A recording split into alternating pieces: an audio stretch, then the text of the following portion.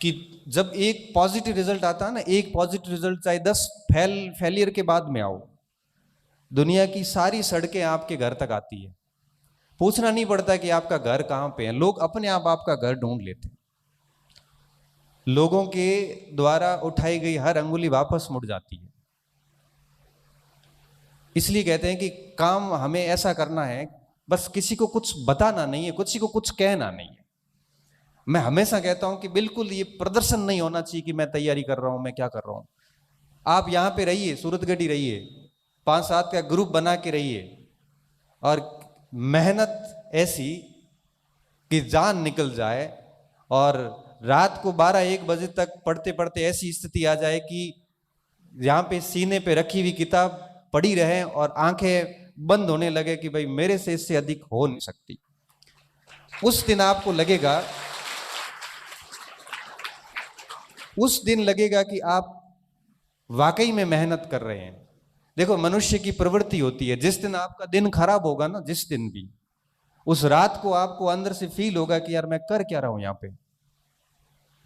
रात को ठीक से नींद भी नहीं आएगी, हो क्या रहा है, मतलब मैं आया क्या हूं यहां पे, किस लिए यहां पे आया हूं। और जिस दिन आप सुबह उठ के और रात को सोने तक पूरे दिन जबरदस्त पढ़ाई की है, मतलब आपकी क्षमता से एक कदम आगे, उस रात की नींद ही अलग होती है, उस रात का सेटिस्फेक्शन अलग होता है। और मैं कहता हूं स्टूडेंट को, आप है ना ऐसे 5 दिन करके देखिए, 5 दिन आपको एक अलग प्रकार की अनुभूति होगी। और जब कुछ नहीं हो रहा, समय खराब हो रहा, तो खुद से सवाल कर लीजिए। मैं दिल्ली में था, उसी साल की बात है, 31 का टाइम था और बच्चों ने कुछ पार्टी गई थी, तो सभी ने कहा कि पार्टी करेंगे आज, ये वो, मेरे को कहा आप भी आना, मैं भी चला गया। पार्टी में गए, वहाँ पे बैठे रहे सबने, कोई किसी ने अपने अपने हिसाब से सभी ने पार्टी की। मैं तो मेरा ब्राह्मण आदमी और जिंदगी में कोई कुछ किया नहीं, मैंने मेरी जीवन में कभी चाय के अलावा कोई नशा नहीं किया, और दूसरा किया पढ़ाई का, जो मुझे आज भी है। आज भी गाड़ी में आता हूँ तो किताब रखता हूँ कि 2 चीजें सीख के आऊंगा, नुकसान क्या है। तो 2-2:30 बजे वहां से फ्री हुए घर आए। घर आया तो आपको पता है कि 2-2:30 बजे सोते हैं, फिर सुबह जल्दी उठ नहीं पाते, पूरा शेड्यूल बिगड़ा। मैं बैठे रात को वापस जाता, सोचा कि यार गाँव छोड़ के बाड़मेर आया, बाड़मेर छोड़ के दिल्ली आया, क्या यही करने के लिए आया हूँ। मन में यही बातें आ रही कि कर क्या रहा हूँ, कितनी कंपटीशन है, लोग पढ़ रहे हैं और मैं इधर पार्टियां कर रहा हूँ। कितनी मुश्किल से पापा पैसे भेजते हैं, बड़ी मुश्किल से गाय का 2 किलो घी बचा के बेच के उसमें से 800-1000 रुपए आते हैं, वो बेचते हैं कि मेरा बच्चा पढ़ाई कर रहा है। उन्होंने खुद ने बाइक नहीं ली, ना साइकिल ली, वो पैदल ले आते हैं कि मेरे बच्चे को साइकिल दिला दूं ताकि वो कोचिंग और रूम का डिस्टेंस है वो जल्दी कवर कर सके। उन्होंने कई सालों से कपड़े नहीं सिलाए कि मेरा बच्चा है वो रात को नाइट पैंट और टी शर्ट के में सो सके, वो रात को है वो धोती में ही सोएंगे, क्योंकि बच्चे को ठीक कपड़े दिलाने, क्योंकि मार्केट के बच्चों में देख के वो बच्चा अपने आप को कमतर फील नहीं करे। क्योंकि मार्केट के बच्चों की ड्रेसेस देखते हैं तो बच्चा वो भी लगता है उसको भी मैं भी कुछ ठीक कपड़े पहनूं। जब वो इतने सेक्रीफाइस करके आपके लिए 2000 रुपए भेज रहे हैं, हम यहाँ पार्टी कर रहे हैं, शर्म नहीं आती क्या, कर क्या रहे हैं हम।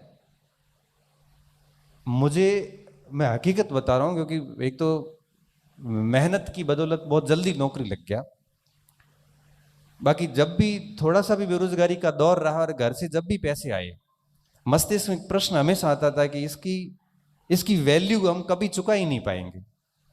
बस इसकी वैल्यू यही है कि जो उन्होंने उम्मीद की है हम उस अनुसार पढ़े। आप सोचो कि मैं अहमदाबाद के अंदर हॉस्पिटल में एडमिट, राजस्थान अस्पताल के अंदर, मेरे वही कोलाइटिस की प्रॉब्लम, और मैं सोता सोता यहाँ से मेरे को कहा था कि भाई एडमिट करेंगे, तो मैं साथ में 4-5 किताबें ले गया, और वहां जाके जब अस्पताल में एडमिट किया तो एक हाथ में ये लगी हुई नली, और मैं पढ़ा पढ़ाई आराम से किताबें देख रहा हूँ। मैंने कहा क्यों, क्योंकि बीमारी तो जाएगी नहीं, ये तो बात है, इसको तो स्वीकार करना ही पड़ेगा। पढ़ाई छोड़ दी तो ये करियर भी खत्म, क्योंकि यही एक ऑप्शन है कि जिसकी बदौलत हम अपने आप को वापस स्थापित कर सकते हैं, बाकी कोई ऑप्शन ही नहीं है। तो परिस्थिति हम, क्योंकि देखो हम ऐसे हम रोज ऐसे कई जगह देखो, छोटी सी समस्या आती है तो बच्चे मैसेज करते हैं मुझे, सर मेरे ये दिक्कत है, वो है, जीते जी तो आएगी, जाएंगे ना उसके बाद अग्नि का एहसास भी नहीं होता। अगर आप जिंदा हैं ना तो दिक्कतें आएगी, किसी के फैमिली इश्यूज होंगे, किसी के आर्थिक इश्यूज होंगे, किसी के शारीरिक होंगे, हर प्रकार के इश्यूज आते हैं। लेकिन मैं ये मानता हूं कि अंदर अंदर धुन होती है ना एक, अगर वो धुन है तो मुझे लगता है कि वो समस्या आपको बहुत अधिक रोक नहीं सकती। और वो जुनून, वो पागलपन चाहिए होता है पढ़ाई में। मुझे ठीक से याद है कि मैं आरबीआई छोड़ के और घर आया वापस, मुझे सेकंड ग्रेड की वैकेंसी आई, मेरा शरीर सपोर्ट नहीं कर रहा था, बिल्कुल भी नहीं कर रहा था। स्थिति ये थी कि मुझे 20-20 बार डेली दिन में टॉयलेट जाना होता था, कहीं बाहर नहीं जा सकता, सो नहीं सकता, ठीक से चल नहीं सकता। मैंने कहा इससे अच्छा है तो शिक्षक बन जाता हूँ, घर पे नौकरी कर लूंगा। तो ये इन स्थितियों से जब मैं घर आता हूँ वापस, तो मैं कुछ बड़ी महत्वपूर्ण बात कर रहा था, मैं शायद चूक गया वहाँ से, याद ही नहीं आ रही आपको देख के। कोई बड़ी कोई अच्छी शिक्षा थी, लेकिन कोई नहीं, छोड़ो। तो कहने का मेरा सेंस ये था कि चीज़ें जो होती हैं वो बहुत आप कर सकते हैं, ऐसी कोई कठिनाई होती नहीं जिस जो हमें लक्ष्य से दूर कर सके। पागलपन होना बहुत ज़रूरी है। तो मैं कह रहा था कि मैं जब वापस घर आया ना, तो मैं जैसे ही पढ़ने बैठता तो मेरी पढ़ाई किताबें, और मैं फ़ोन को तो आज भी जब पढ़ता हूँ तो ये ऐसे साइलेंट करके उल्टा रखता हूँ, आज भी उल्टा रखता हूँ। कई बार बच्चे कहते सर रेस्पॉन्स नहीं दिया, मैं देता ही नहीं हूँ।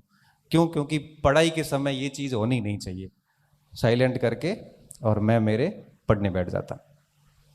पढ़ते पढ़ते पढ़ते मुझे ये याद नहीं रहता कि पढ़ रहा था, मम्मी आती कि चाय पी ले या नाश्ता कर ले, 10 बज गई है, चाय नाश्ता किया, फिर पढ़ने बैठ गए। स्नान कब किया पता नहीं, 3 बजे 4 बजे, कुछ याद नहीं। ये शेविंग कब की है, कितने दिन से, वो पता नहीं। कई बार स्नान नहीं भी होता था। मतलब इसे पागलपन सा कहते हैं। और ये पागलपन किसी व्यक्ति में अगर 6 महीने 1 साल सवार हो जाए ना, तो बाकी सब बातें झूठ हो जाती है कि सीट कम है या फिर ये सब चीज़ें हैं, वो कुछ भी नहीं है। मैं ये कहता हूँ कि आपके अंदर पढ़ाई का वो पागलपन होना बहुत ज़रूरी है। वो रोग कब आता है? जब आप शांति से पढ़ाई करते हैं, दिखावा नहीं करते। ये चीज़ें चलती है।